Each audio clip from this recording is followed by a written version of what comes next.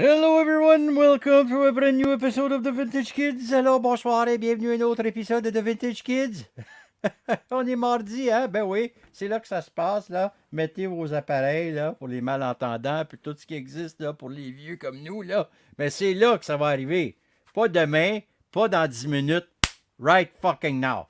Alors, ça va arriver d'être là, hein? It will happen right now. This is episode number, I forgot. Let me go back and see. 47.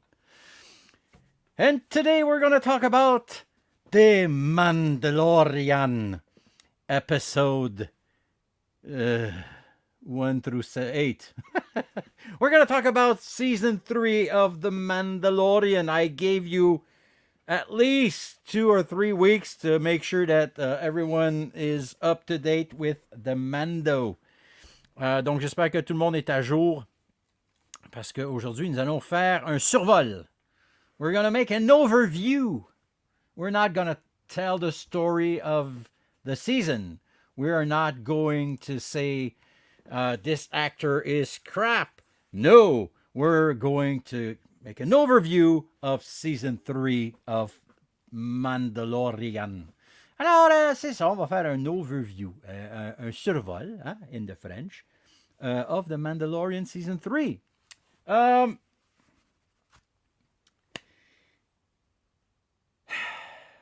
going to try to do my best. I have no notes. Today, I've spent part of my day on the phone, reading some documents and dealing with a dog that won't do much because it's raining. So the only thing that she did is bad stuff. Bad dog, bad dog. But hey, that's life. Ça fait partie de la vie.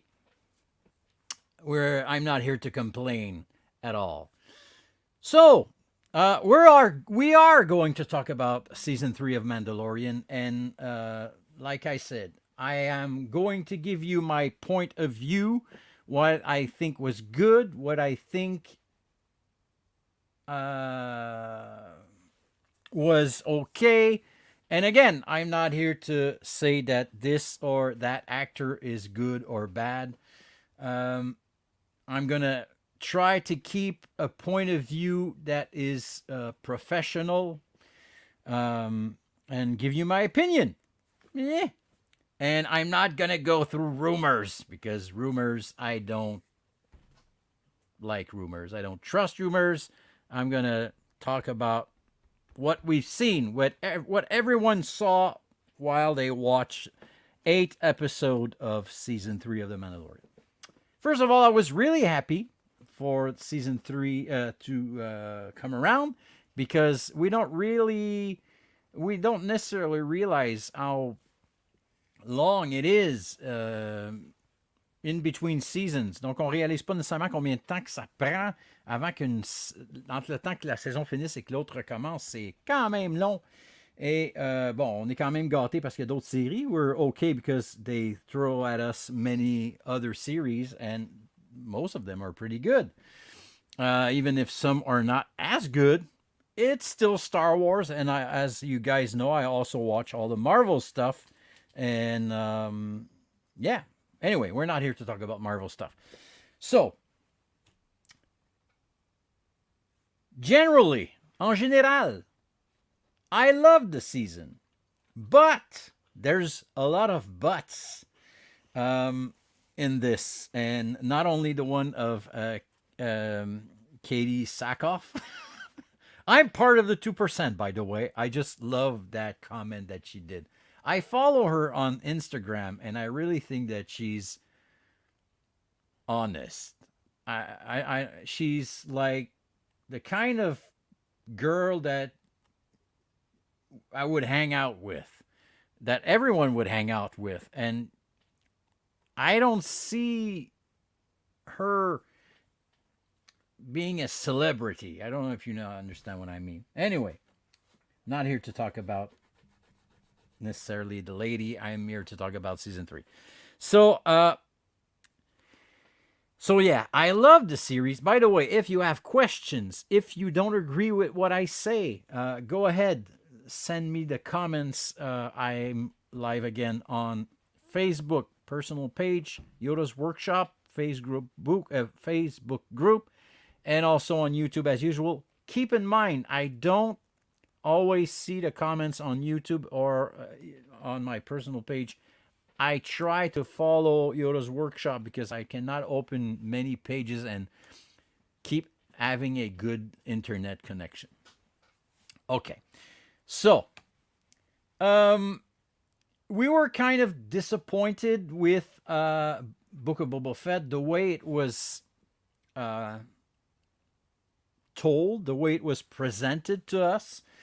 There were there's a lot of choices that they did, and I was as a salut King, hey, as someone who c'est Christian Danny, mesdames et messieurs, as someone who studied in movies, I was questioning myself on many of the way that they presented that show.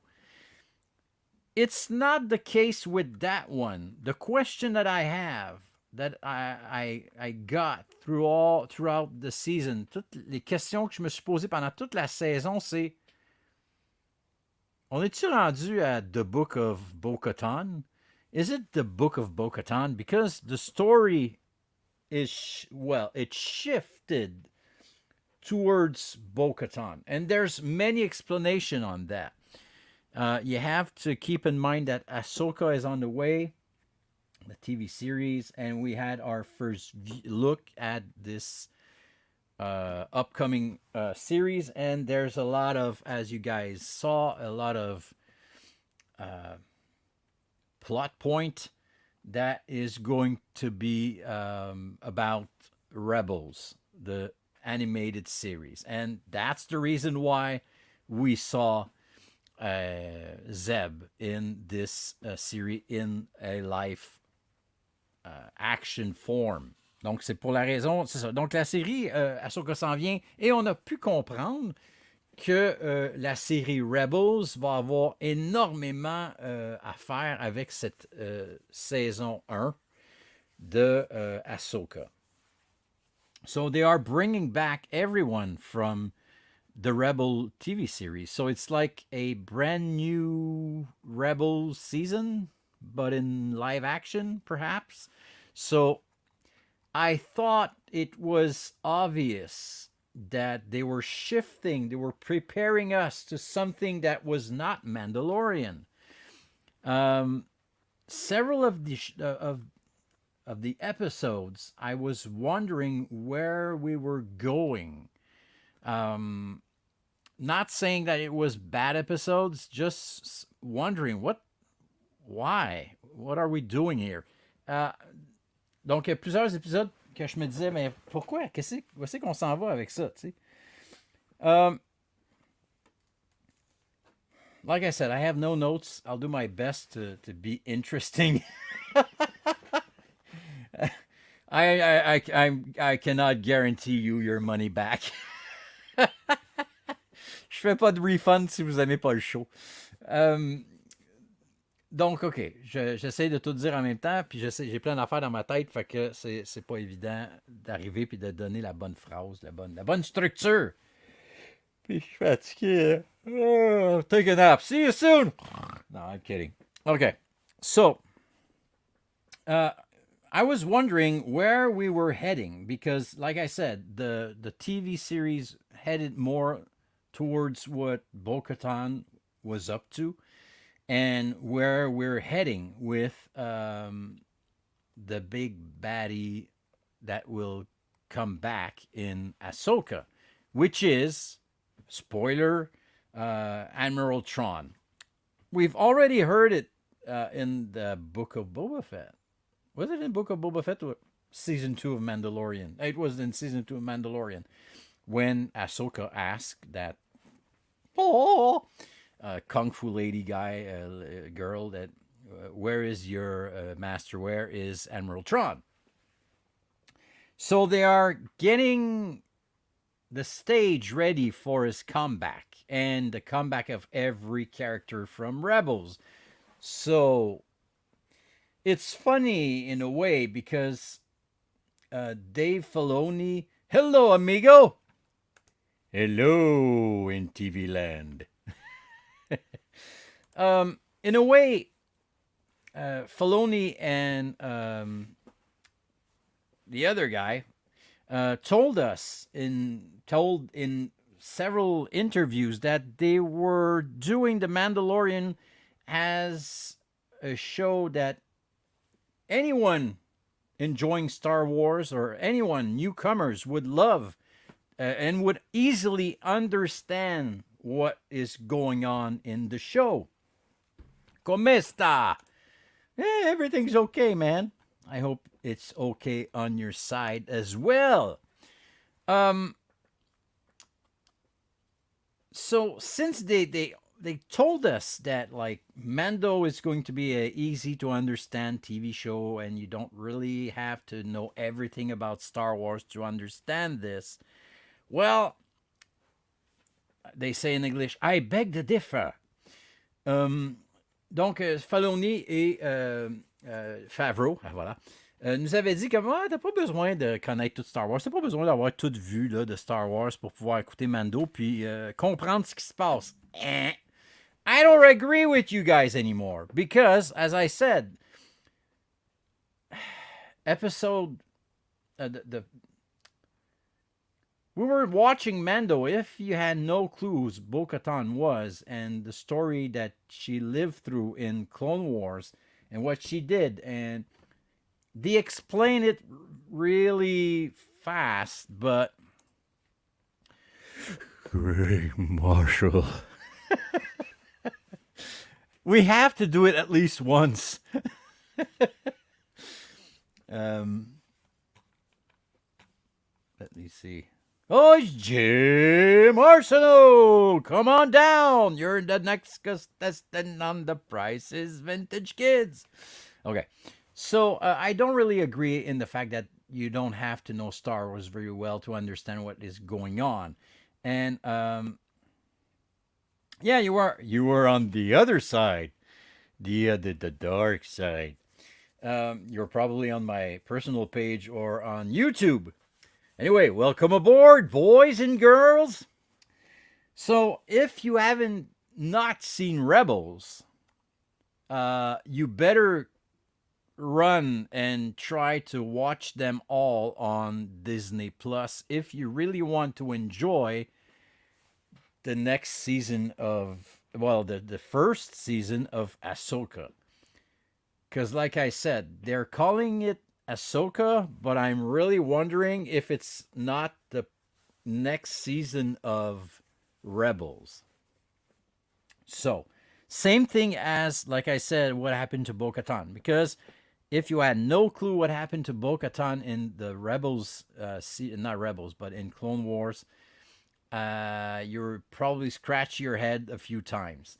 So, it's okay. And they informed us in Celebration London that they are actually merging every show and everything from this period of the timeline to make a movie. So just like what Marvel did. So is it okay? Yeah, it's okay. I don't mind. But I'm watching Mandalorian with my girlfriend that you guys, many of you guys know, Audrey. They nope. And see that's her.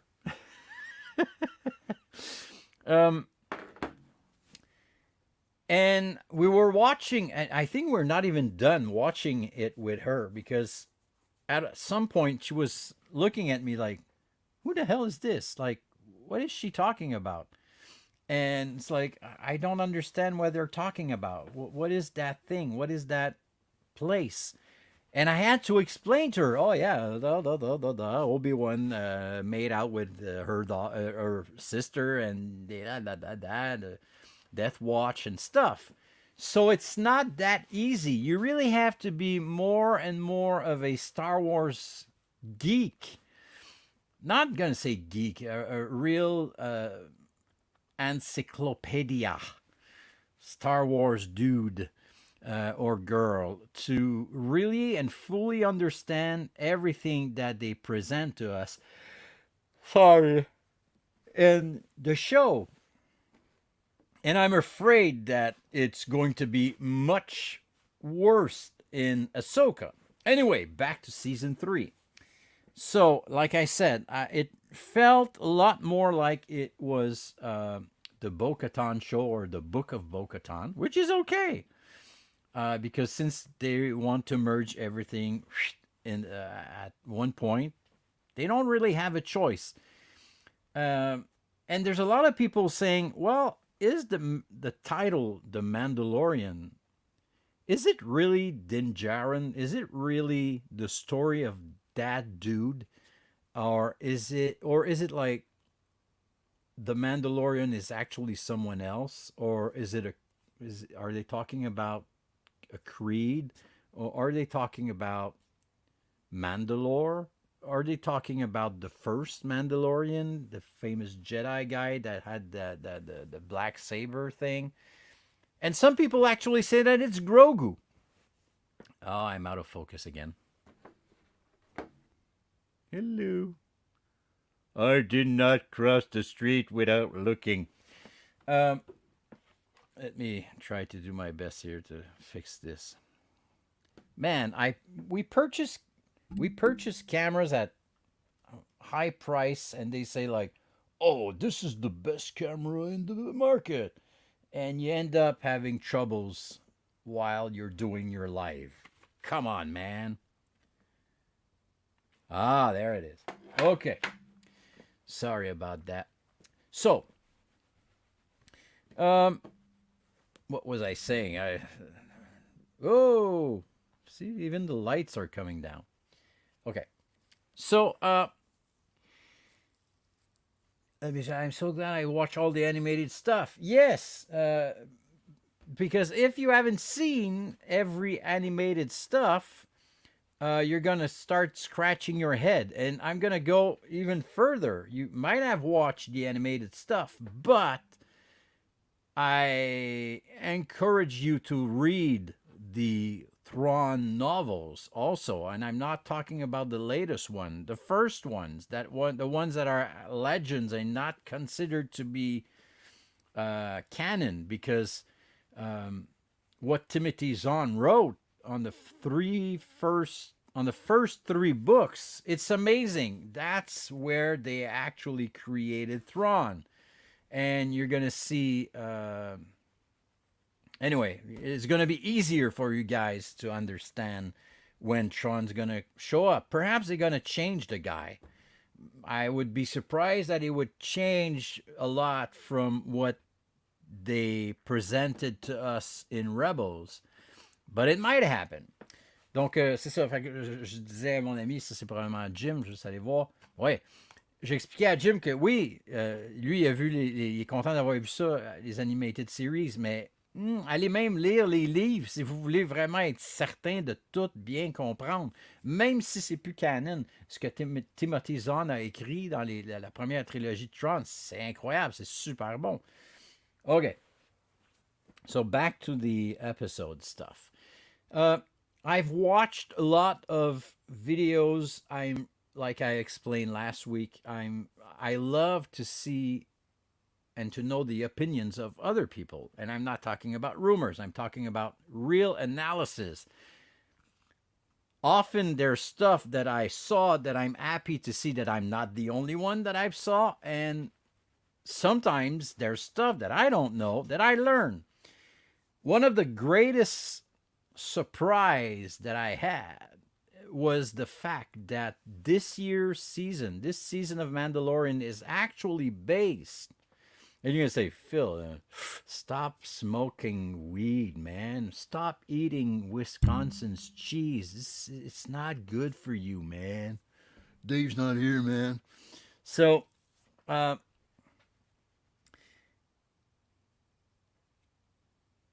you believe that the whole story, the complete story of the creeds, the clans of Mandalorians is actually based on religious stuff.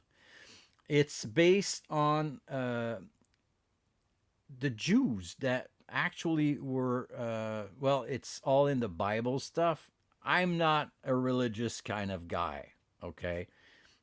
My God is actually Yoda and George Lucas. I believe in them, okay? More than a lot of other stuff.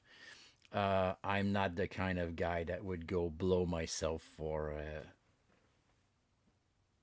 my special friend in the sky. So I was surprised to learn the story of the Jews that were. There's a lot of resemblance with the story of the Jews that were um, thrown out of their country or their city and stuff. And I'm sorry, I really don't know the names. Like I said, it's an overview, but go check it out. It's incredible to see how uh, this story is based on this religious other story of the Jews that they have to join forces to go back to their, well, in Mandalorian, it's go back to Mandalore, but in the story, in the religious story, it's they have to go back to their country. Um, and I was really amazed. Even the names are the names in of the characters, and this is the way. This is actually a phrase that is used in the religious story. Anyway, go check it out. I'm not going to explain everything, but trust me, it's really, really interesting. So it's based on a religion, and just to give you an idea, the season start with a baptism. Donc la saison est basée sur beaucoup d'affaires de religion avec les Juifs qui se sont fait sortir de leur pays puis tout ça. Comme je dis, je suis pas un gars religieux, je connais pas les détails, les noms puis tout ça, puis je veux pas offenser personne là, tu sais. Il y a du monde là qui serait très fâché, mais moi, je suis un sac de chez Walmart. So I'm trying to do my best not to offend anyone. Um, what novel? Let me check. I was talking about. Let's see if I find the first three novels. The novels are the one that Timothy Zahn did when he actually created Admiral Tron. Go check that out. I don't have the names. I have them at home, but I don't have them with me right now. So anyway, go check it out. Like I said, the beginning of the season is actually a baptism. It also finished with another baptism, and then Jaren have to go back to the waters, magical waters. What's the name? Uh, Divine waters or whatever. There's so many religious stuff in season 3 that it's incredible, and it's okay. I have no problem with living waters. Thank you. You're totally right. The living water is biblical as well. See, exactly. It's the living waters. Thank you very much. I forgot the Jim. Good thing you're there. So there's a lot of religion in season 3. A lot of people said that it was actually John Favreau. It comes from his background, from his story as a kid, a story as a young Jew that had to struggle and stuff. And it's okay. I totally dig. I understand it. I have no problem with that. I not even for a moment I stopped and watched season 3 and said, I don't feel good about this. This is religious stuff. I don't accept this. I don't care. I realized it afterwards when someone on YouTube explained it very well, and I was really surprised, and I was like, Jesus, he's right. So anyway, it's a story that already exists. It's a story that we've already learned about as kids, because when I was a kid, religion was still around pretty much. We had to learn the religious stuff in school. Um, anyway, so it's basically based on that. Um, I love the fact that every character actually got a great arc. When they start the season, they are at one point and they end up somewhere better, or not necessarily better, but they have grown from their experience in season three. Either it's Bo Katan, it's Din Djarin, it's Grogu, or whatever. Every Even some died.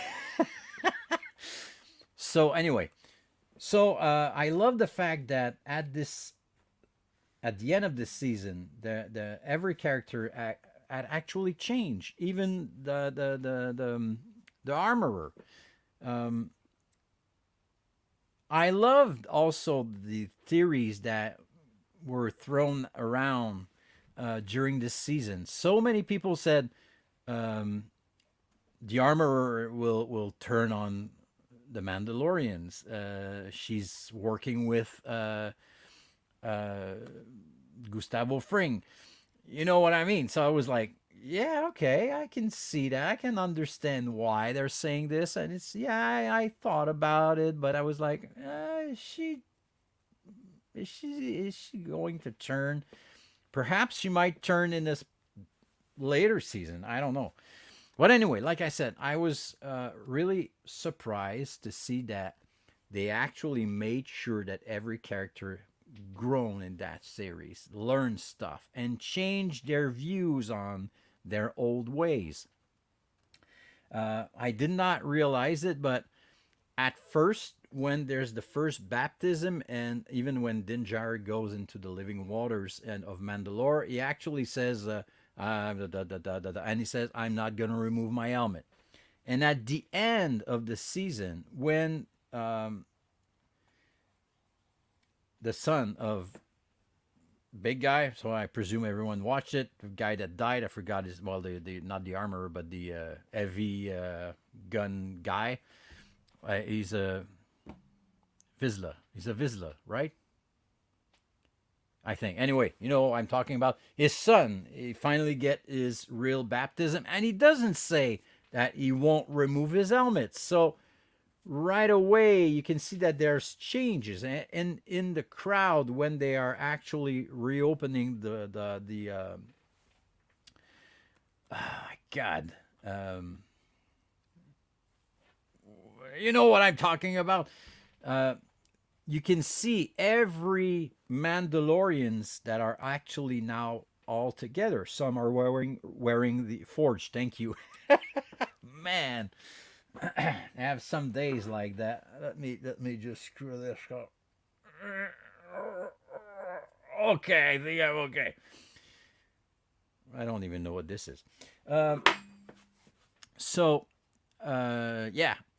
So it was interesting to see that they were adding to somewhere new, and when they reopened the forge, you can see everyone was together and blah blah blah. So okay.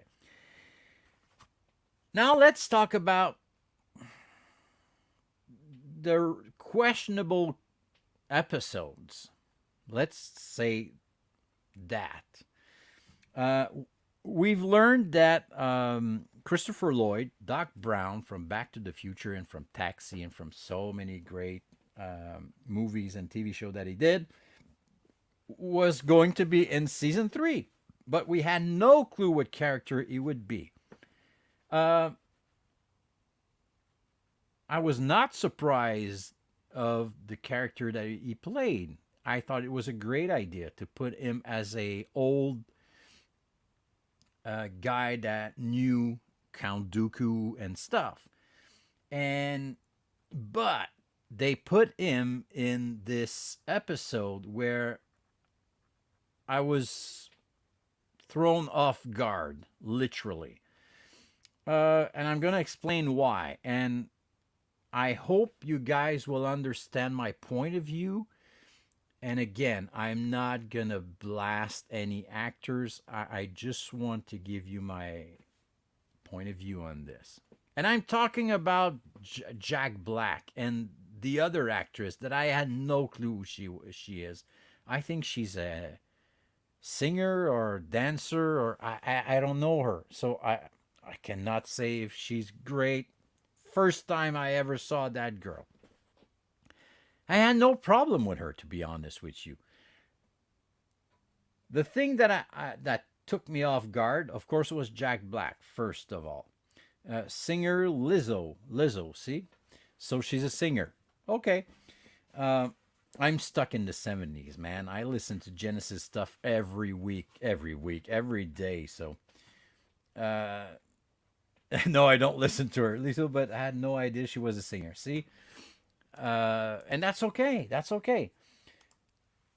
It's okay that Star Wars casts some people that are known. I totally understand because, first of all, from a market point of view, it's gonna bring more audience. There's some people that might not know Star Wars or may not listen to Star Wars would actually say, "This singer Lizzo," or I'm sorry if I don't say her name right, is in Star Wars. I'm gonna watch this season because she's going to be in it. Okay, I totally understand. That's all right. If they would tell me Phil Collins is going to be, or Kiss is going to be in Star Wars, I would watch. But here's my little problem. She's a hip hop act. I listened to her watch David Letterman interview with her. It's really good. See, I'm gonna go check that out. I'm always open to learn stuff every day, every week. I love to learn stuff. I love to learn about uh, actors, actress, artists in general. In general. So the thing is, they actually cast Jack Black in this Star Wars episode. So I'm sorry if I've already told you this, but I'm going to give you my point of view on this. Jack Black is actually an actor that plays Jack Black. I don't know if you guys understand what I mean. It's like, let me give you another example.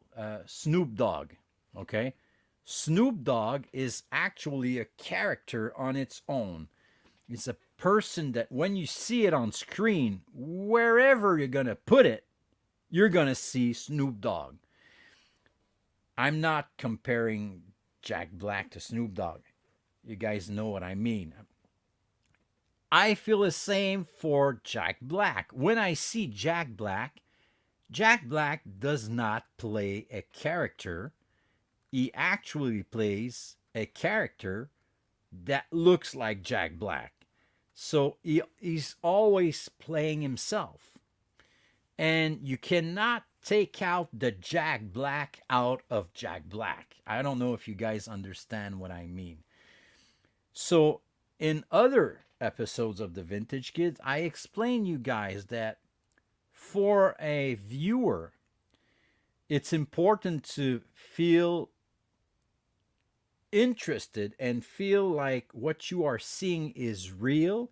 You're engaged in what you are seeing and you believe it. That's what makes a movie great. That's what makes a TV series great.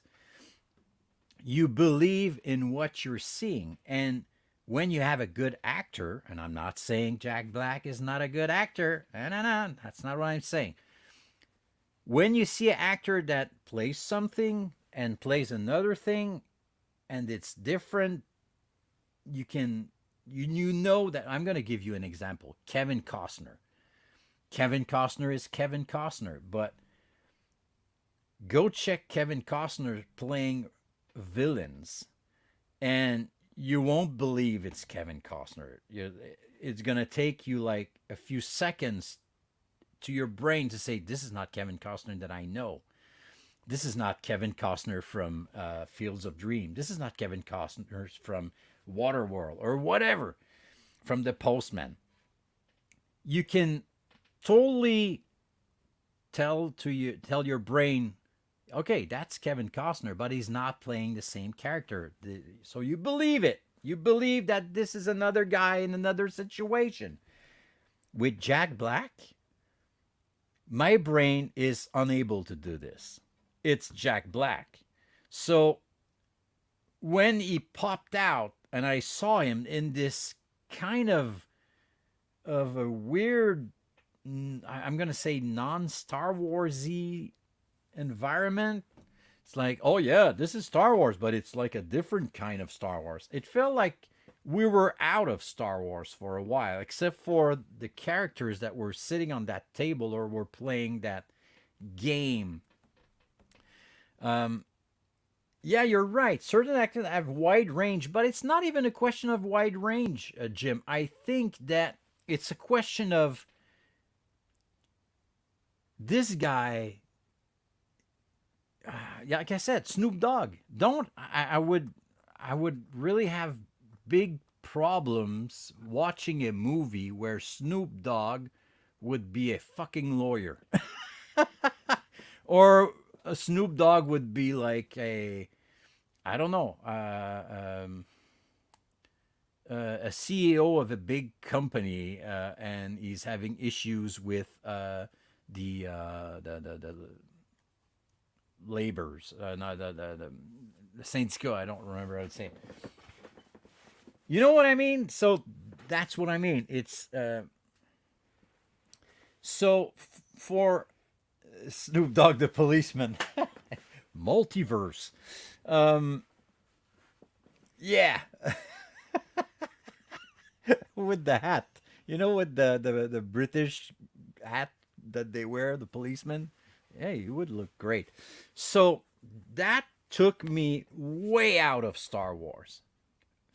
And even if I watched the show and I tried to make my brain believe that I was watching Mandalorian season 3 and that this guy was not Jack Black, it didn't work. It didn't work. So I'm not saying that Jack Black is a bad actor. Not at all. I'm not saying that it was the character was not well written.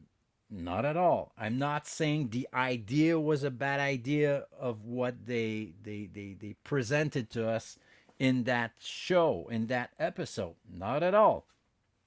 To give you another great idea, Doc Brown is playing in that same episode.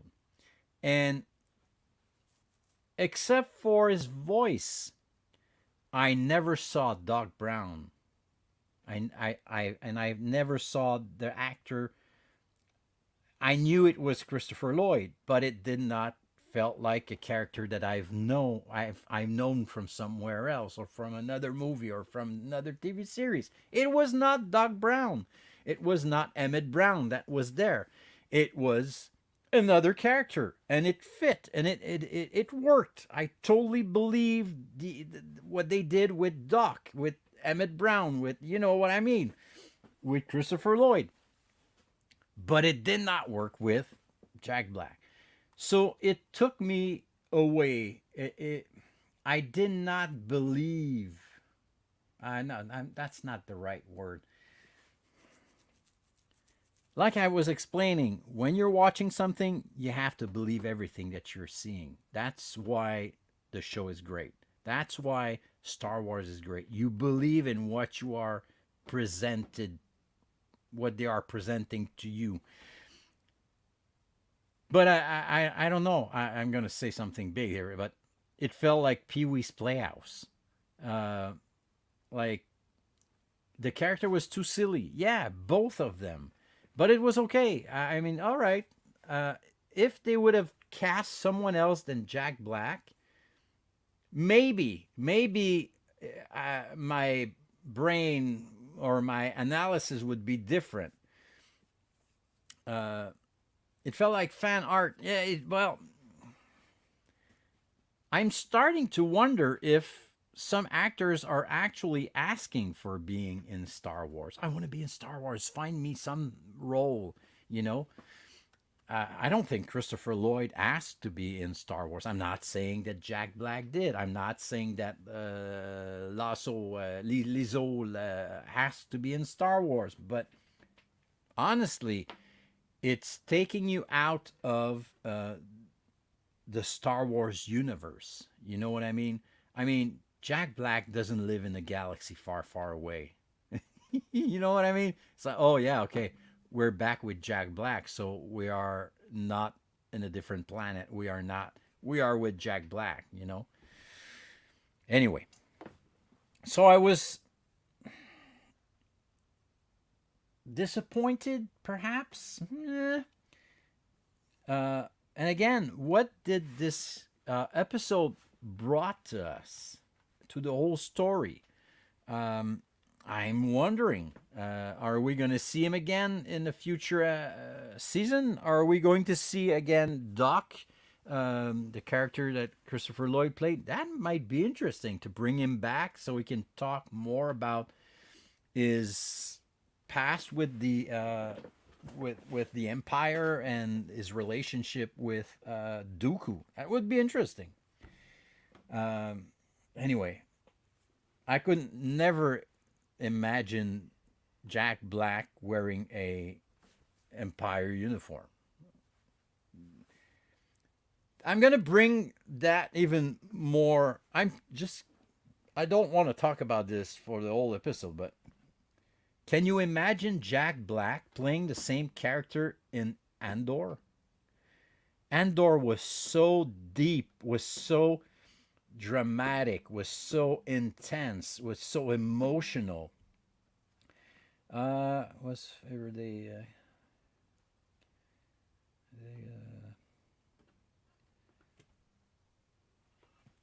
It's freezing. Oh no! I hope you guys hear me okay. Is the sound all right? I hope that I'm okay. Let me try to get something. Anyway, so yeah, I think the best way I could explain it is, would you have seen, can you imagine seeing that character that Jack Black played in episode whatever from season 3 in Andor? Personally, it would have fucked up the whole series. He's like, what the hell is he doing in that show? With that funny, oh yeah, no, you know, it's like Star Wars for kids. I know it's for kids, but Andor's not for kids. Is the Mandalorian for kids? Part of it. So anyway, I mean, it's still all right. That I've got another good example. Would it have been a great idea to bring Pee Wee Herman? Literally, Pee Wee Herman in The Mandalorian, playing the character of Pee Wee Herman. Kids, the word of the day. You know, it's like, I'm not sure. Anyway. Okay, so that's about that. That's the show. I'm not saying that what they did was bad. The whole show, the visual were great.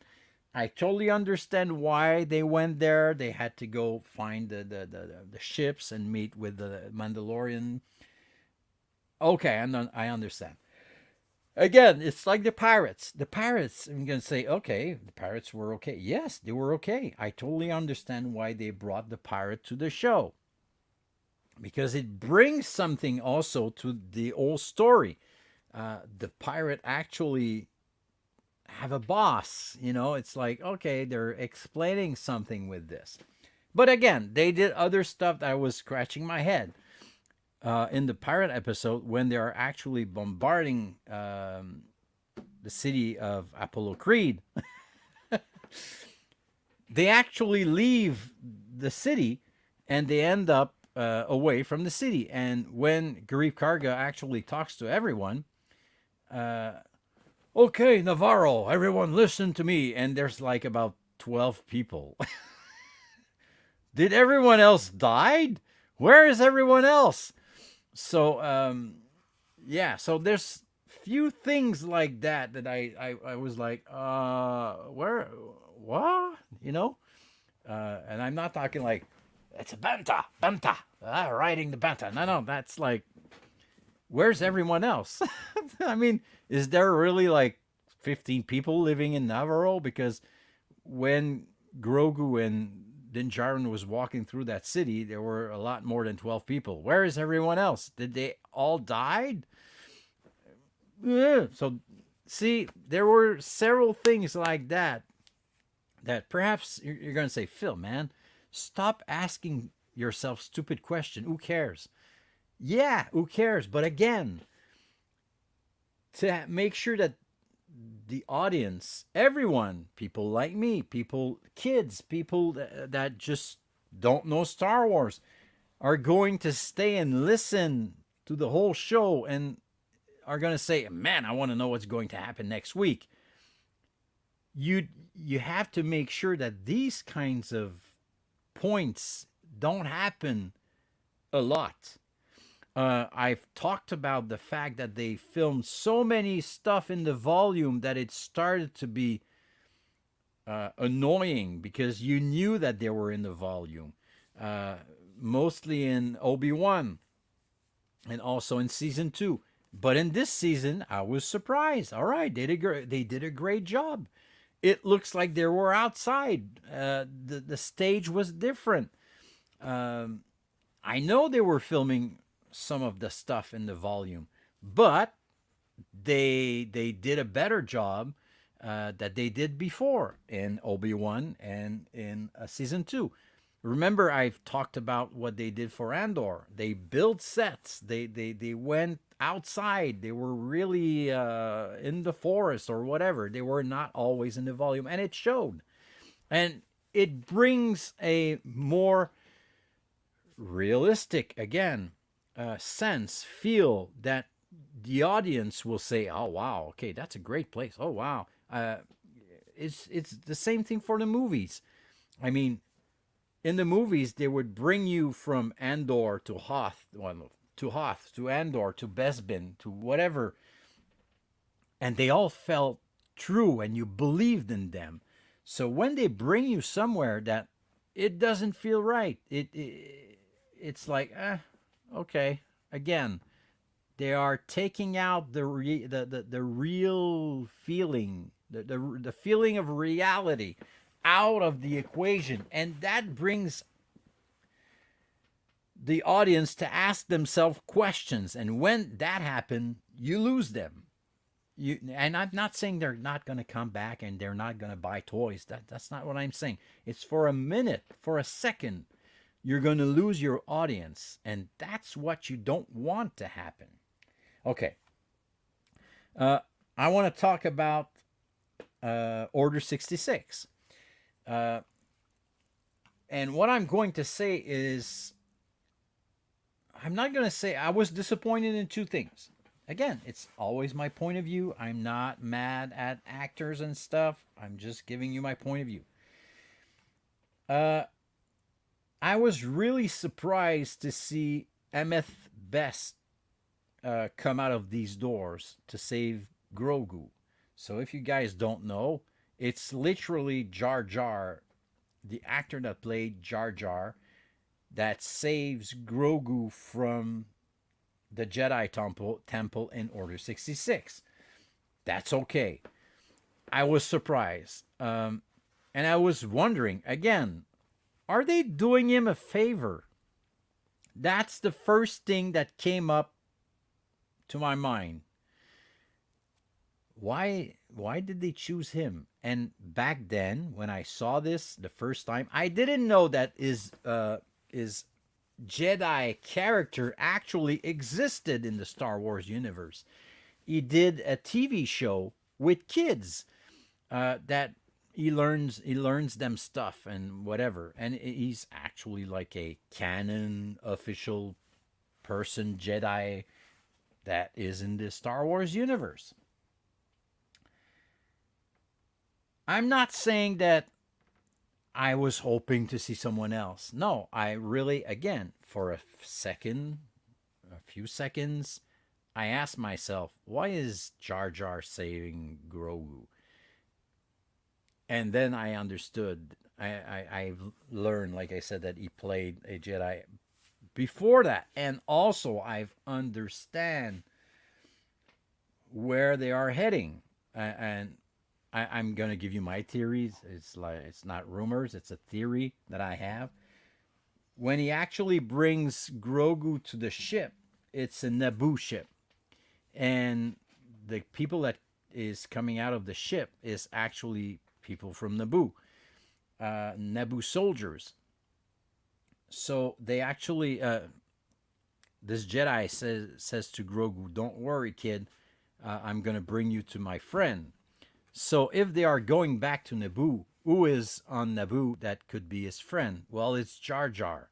So I would not be surprised to see that next season, when we're going to see a little more of that flashback, uh, this Jedi played by Jar Jar actor will bring will bring Grogu to Jar Jar. So Jar Jar is gonna play against itself. Was it a good idea? Yeah, why not? I was really disappointed in the CGI. I don't know if it's only me, but the CGI when he ran away with the speeder looked worse than the CGI that they did in episode 2 back in 2001, 2002. So, was it because they decided to do this at the last minute and they had no time to make sure that the visual was interesting?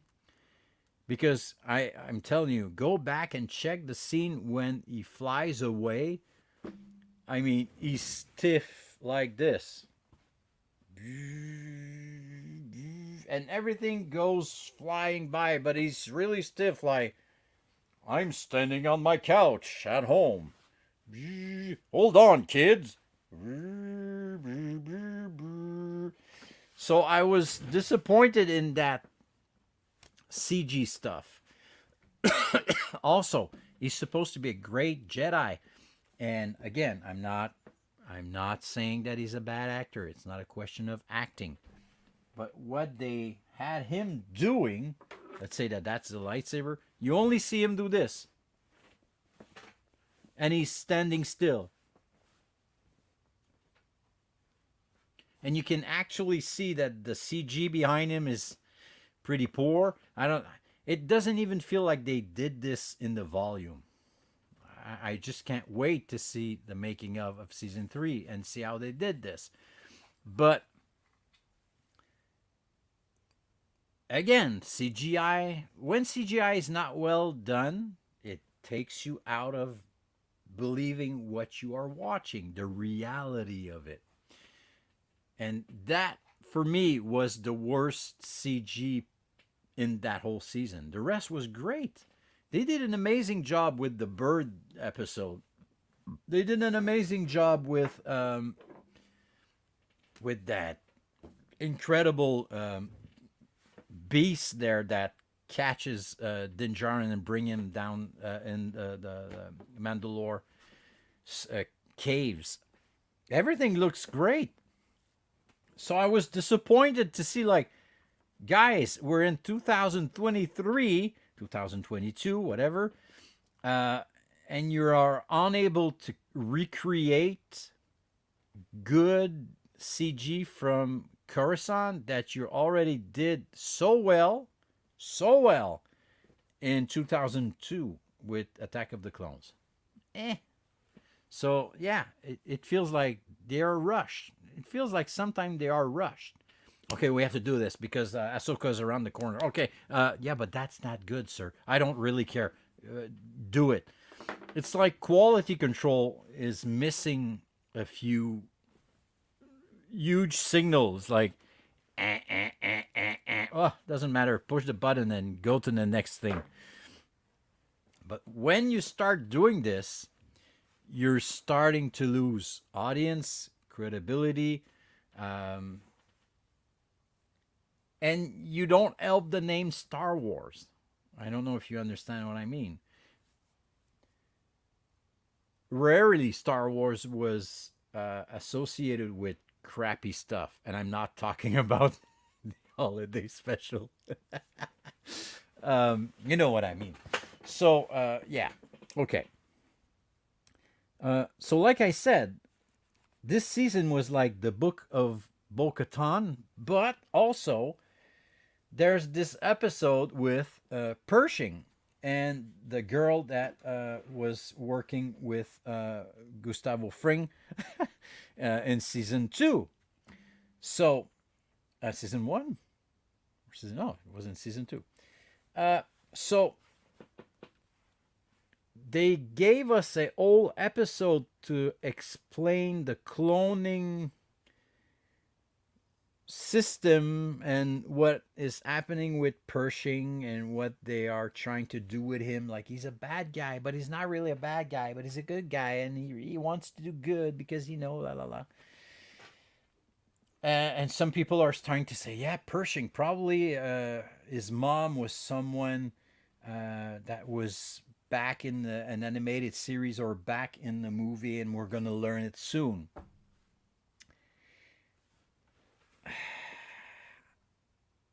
My girlfriend actually again asked me, "Where's Grogu?"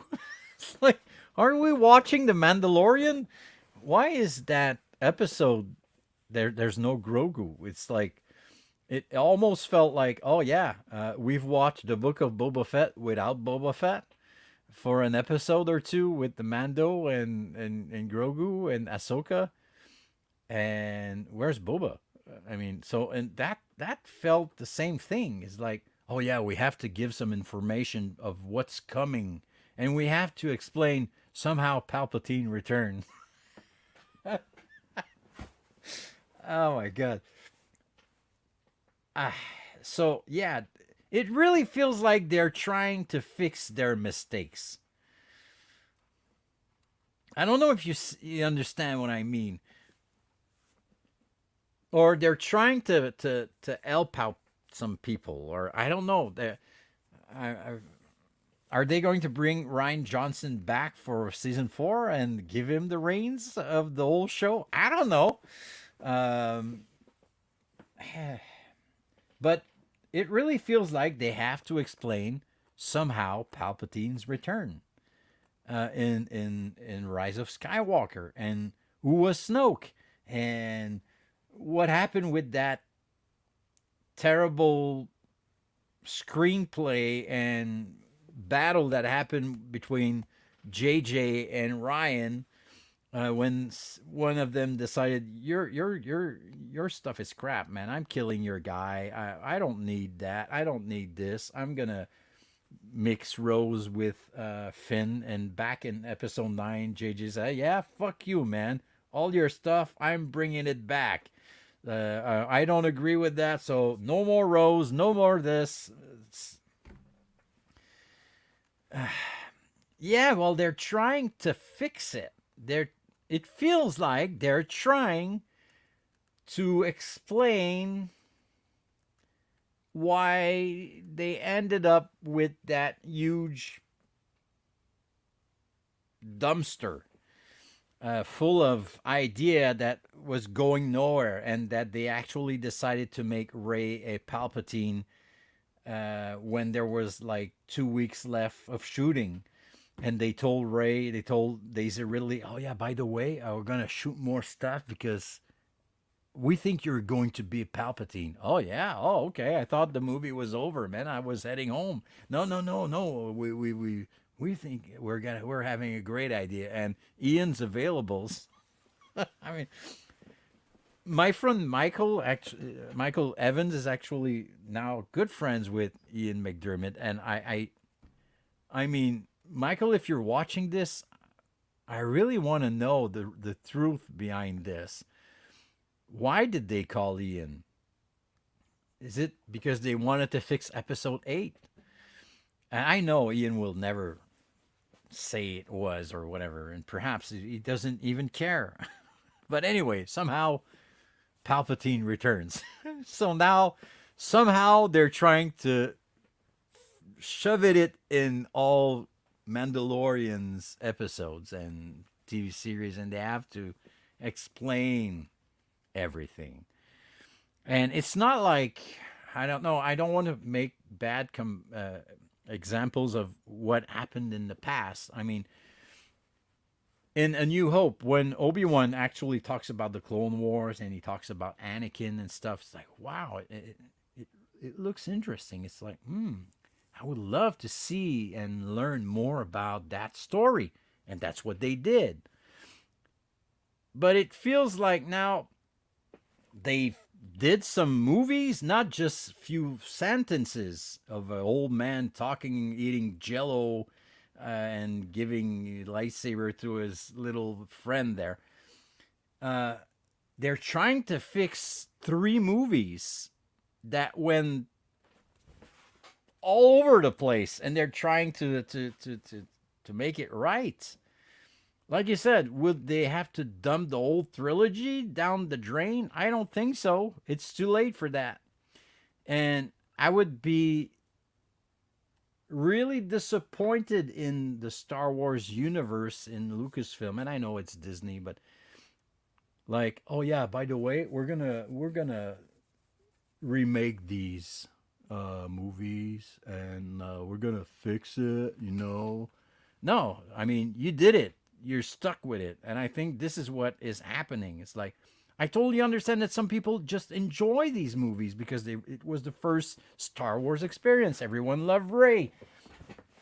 I mean, they did the whole Disney park based on this trilogy. Uh, so they have to live with it, they have to deal with it. But somehow they're trying to fix it. And they're trying to explain why these decisions were made. And we know when we listen to Mark Hamill, we listen to the actors that were there, we listen to JJ or Ryan Johnson, or even Kathleen Kennedy, they're trying to do their best to say everything's okay, everyone's walking hand in hand, and everyone's agree with one another. That's not the real story that we know. And I'm not talking about rumors. Go ahead, go listen to Mark Hamill on YouTube saying, "What the fuck are you doing with my character? What the hell are you doing with Star Wars? What the hell are you doing with the Jedi?" So anyway, so back to season 3, and I think they are trying to explain, to do their best. Somehow Palpatine returns. So yeah, that whole episode with Pershing, interesting. It was nice. Good place to see the famous place where the top of Coruscant is coming out, the highest point. I totally understand. It was nice to see these places that we've saw also in animated stuff. But where are we heading? I don't know. And I totally understand. It's like a TV series, like The X-Files. It's like any kind of show. And Seinfeld actually explained it very well. One day you have to stop. And you better stop when you're on a high, when everyone is enjoying it. Because when you start forcing it or trying to fix it, again, that's when the quality of the stuff is less interesting. It's not as good. And sadly, it could damage the Star Wars image, the Star Wars reputation of so much good. Rebels, all the animated stuff. I've watched everything, and there's not a lot of stuff in these animated stuff that I said, oh man, that's really bad. It was all okay, and it made sense. So anyway, so I just can't wait to see where they are going to go from now, because some people say that next season of The Mandalorian, we're not even going to see Grogu or Din Djarin. It's going to be based on the Mandalorians again.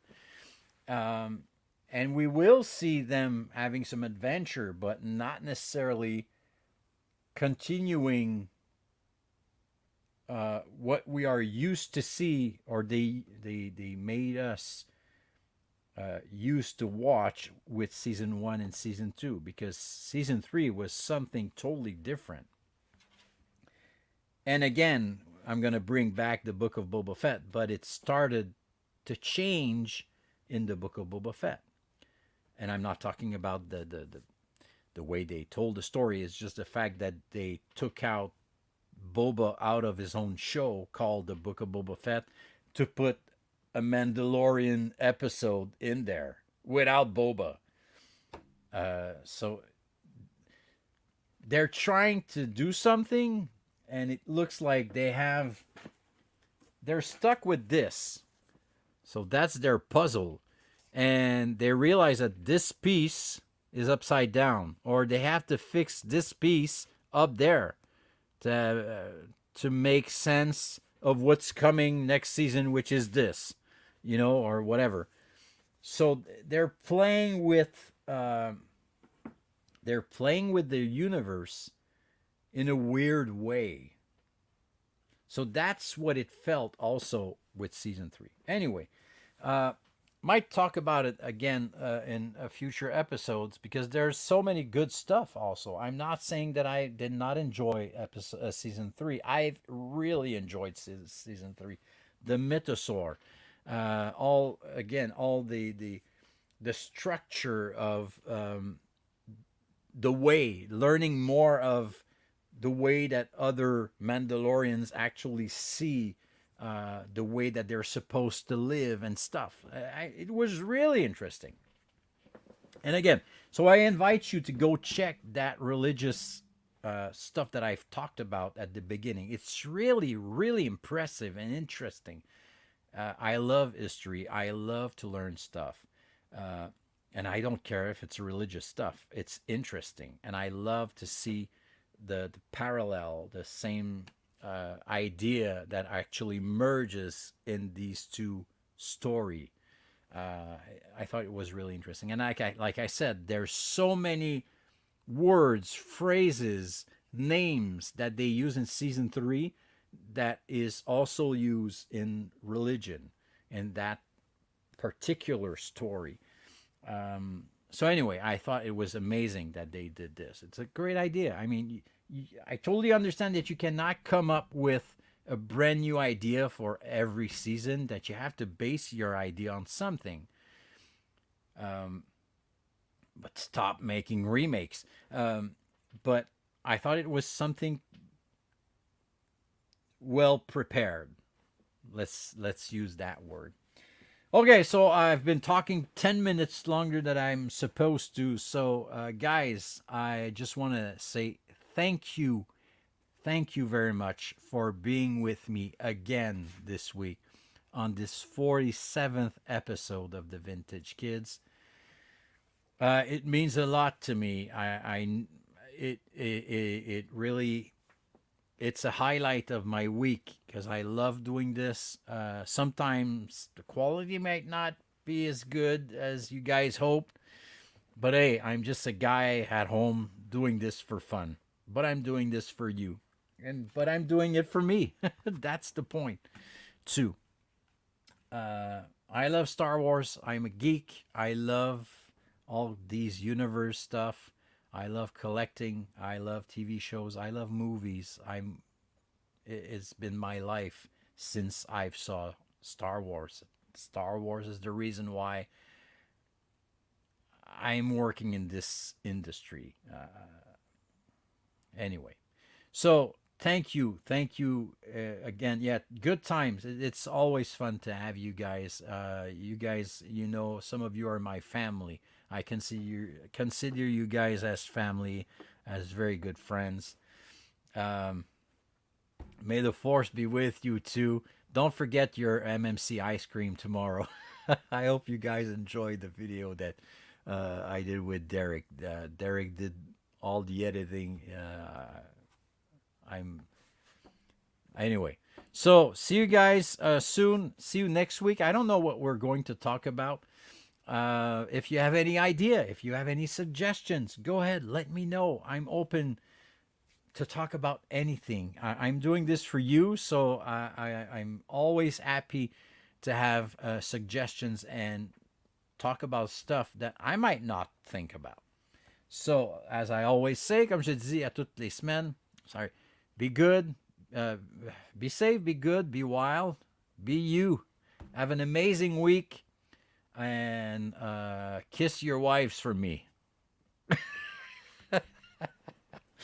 All right. See you soon. Merci tout le monde. À la prochaine. Bye là.